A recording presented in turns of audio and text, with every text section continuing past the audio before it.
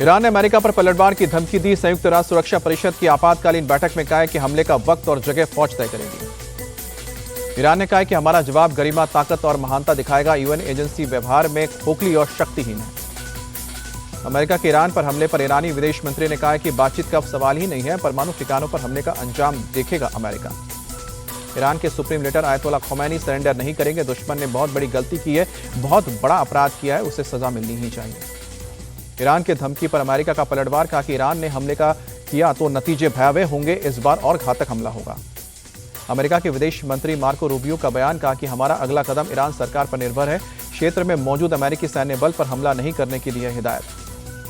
United nation security council में रूस और चीन ने अमेरिका की निंदा की है। हमले गैर जिम्मेदाराना, खतरनाक और उकसावे वाला बताया गया है। कहा कि अमेरिका की डिप्लोमेसी में कोई रुचि नहीं है। डोनाल्ड ट्रंप ने खामेनेई की सत्ता को चैलेंज किया है। कहा कि ईरान में शासन परिवर्तन क्यों नहीं होगा, मौजूदा शासन ईरान के महान नहीं बना सकता है। ईरान पर हमले को लेकर एक बार फिर से बोले अमेरिकी राष्ट्रपति डोनाल्ड ट्रंप, अमेरिका ने जोरदार और सबसे सटीक हमला किया। अमेरिकी रक्षा मंत्री पीट हेग्सेथ बोले, ईरान पर हमले का मकसद वहां सत्ता परिवर्तन नहीं है।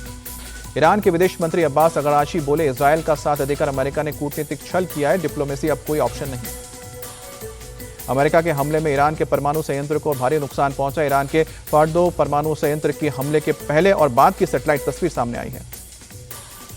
ईरान में हमला करने के बाद लौटते हुए B-2 स्टेल्थ बॉम्बर्स विमान का वीडियो भी आया सामने। मिसौरी के नॉस्टर में व्हाइटमैन एयरफोर्स बेस पर उतरा विमान। अमेरिका ने ईरान पर हमले की दी है पूरी जानकारी। ईरान के 3 परमाणु ठिकानों पर 7 B-2 बॉम्बर्स विमान ने किया था हमला। अमेरिका ने ईरान में चले ऑपरेशन का नाम ऑपरेशन मिडनाइट हैमर दिया था। इसमें 125 से ज्यादा जेट्स शामिल हुए। B-2 बॉम्बर विमान ने करीब 37 घंटे के सफर में रिफ्यूलिंग भी की। इस्फहान और नतांज न्यूक्लियर साइट पर भी टॉमहॉक मिसाइल से दागी गई है और 30 के करीब में मिसाइल दागी गई। 400 मील दूर पनडुब्बियों से ये लॉन्च किए गए। अमेरिकी रक्षा मंत्रालय की 2 टूक, ईरान की सेना और नागरिकों को निशाना बनाना मकसद नहीं था, सिर्फ 3 न्यूक्लियर साइट को निशाना बनाया। इजरायल और अमेरिका के हमले के बीच तेहरान में जनजीवन सामान्य दिखा। बिजली, पानी, बुनियादी सुविधाओं में कोई बाधा नहीं। रूस ने अमेरिकी हमले को गैर जिम्मेदाराना बताया। कहा कि राष्ट्रपति पुतिन की अमेरिकी राष्ट्रपति ट्रंप से बातचीत का कोई प्लान नहीं। फ्रांस ने अमेरिकी हमले में शामिल होने से इनकार किया। परमाणु ठिकानों पर हमले को लेकर चिंता जताई। ब्रिटेन के पीएम केयर स्टारमर की ईरान से अपील, अमेरिका और इजरायल के साथ बातचीत करें, शांति बहाली करें। ईरान के राष्ट्रपति मसूद पेजेश्कियन ने फोन पर प्रधानमंत्री मोदी से बात की। दोनों नेताओं के बीच 45 मिनट तक बातचीत चली। पीएम मोदी ने एक्स पोस्ट में दी जानकारी। कहा कि हमने मौजूदा स्थिति के बारे में विस्तार से चर्चा की। हाल ही में बड़े तनाव पर गहरी चिंता व्यक्त की है। ईरान के राष्ट्रपति से बातचीत के दौरान पीएम मोदी ने क्षेत्रीय शांति, स्थिरता और आपसी सहयोग को प्राथमिकता देने को लेकर जोर दिया है। तुरंत तनाव कम करने, संवाद और कूटनीति को आगे बढ़ाने का आह्वान दोहराया है। इजरायल की सेना का बयान, कहा कि इजरायल ईरान पर अमेरिकी हमले का आकलन कर रहा है, अपने साझेदारों के साथ मिलकर जुटा है खुफिया जानकारी। तेल अवीव में इजरायली डिफेंस सिस्टम ने ईरान के कई मिसाइलों को इंटरसेप्ट करके तबाह किया। रूस से जाकर राष्ट्रपति पुतिन से मिलेंगे विदेश मंत्री अब्बास अगारची। अमेरिकी हमलों में लेकर बात करेंगे। ईरान से लड़ाई पर बोले इजरायल के पीएम नेतन्याहू, अब लक्ष्यों को प्राप्त करने के लिए बहुत करीब है, इसके लिए कदम दर कदम बढ़ा रहे हैं। IAEA के प्रमुख राफेल ग्रासी ने इजरायल और ईरान से शांति के मार्ग पर लौटने का आग्रह किया। ग्रासी ने संयुक्त राष्ट्र सुरक्षा परिषद के आपातकालीन सत्र को संबोधित किया।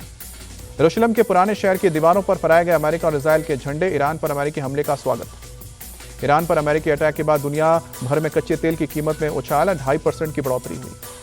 ऑपरेशन सिद्धू के जरिए ईरान से 285 भारतीय नागरिकों को दिल्ली लेकर पहुंची फ्लाइट। एयरपोर्ट पर राज्य मंत्री पवित्र मार्गरिटा ने रिसीव किया। ईरान से अब भारतीय नागरिकों ने सरकार और विदेश मंत्रालय का जताया आभार। 1700 से ज्यादा नागरिक भारत लौटे। गृह मंत्री अमित शाह के बयान पर बिहार में सियासी बवाल। बिहार बीजेपी चीफ दिलीप जायसवाल बोले, अमित शाह ने ऐसा नहीं कहा कि चुनाव बाद सीएम का चेहरा बदलेगा। दिलीप जायसवाल की 2 टूक है। एनडीए का सीएम फेस नीतीश कुमार है, इसलिए नारा दिया है 2025 में फिर से नीतीश। आरजेडी नेता मनोज झा बोले, अमित शाह शब्दों के चयन में बहुत माहिर है, उनके बयान का मतलब है चुनाव के बाद क्या होगा पता नहीं। दिल्ली में फिल्म सितारे जमीन पर की हुई स्पेशल स्क्रीनिंग। इंडिया टीवी के चेयरमैन रजत शर्मा जी स्क्रीनिंग में पहुंचे।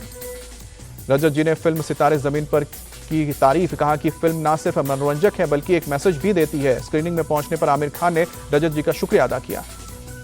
अभिनेता आमिर खान के साथ कई राजनीतिक हस्तियों ने भी इस फिल्म को देखा। गुलाम नबी आजाद, मनोज तिवारी, पूर्व क्रिकेटर शिखर धवन भी पहुंचे। मुंबई के गोरेगांव स्थित फिल्म सिटी में एक टीवी सीरियल के सेट पर आग लगी। सेट पूरी तरह से जलकर खाक हुआ, भारी नुकसान। फिलहाल आग पर काबू पाया गया, किसी के हताहत होने की खबर नहीं।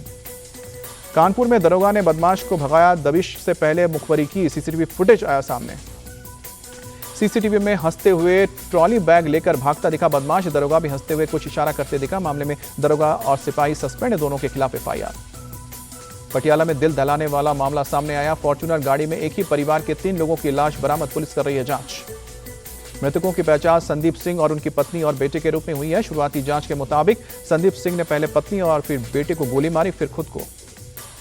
लीड्स टेस्ट का आज चौथा दिन। बारिश के कारण तीसरे दिन का खेल जल्द ही खत्म हुआ। भारत ने 96 रन की बढ़त बनाई। पहली पारी में इंग्लैंड को 465 पर ही आउट किया। दूसरी पारी में 2 विकेट खोकर 90 रन बनाए। केएल राहुल 47 और शुभमन गिल 6 रन बनाकर क्रीज पर।